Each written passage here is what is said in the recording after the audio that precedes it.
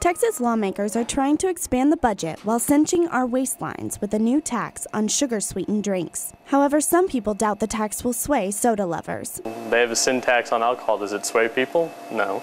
I think that people that love soda will continue to buy soda. I'd probably go from drinking 2 a day to 1 a day, or maybe even none a day. This sound will cost you 1 more cent per ounce if a statewide soda tax is implemented.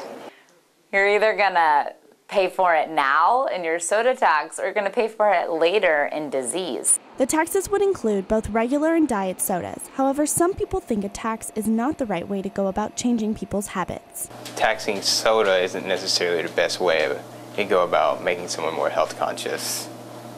Because it's just soda. Yeah, I mean, I drink diet, but then people say it has aspartame and then like you'll get brain cancer, but then again, cell phones might give you brain cancer.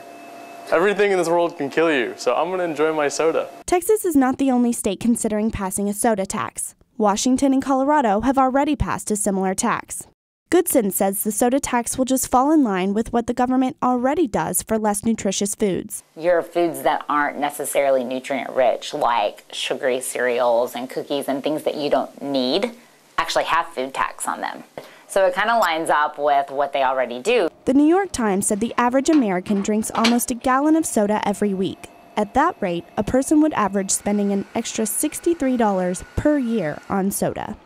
Rebecca Jeffrey, TCU News Now.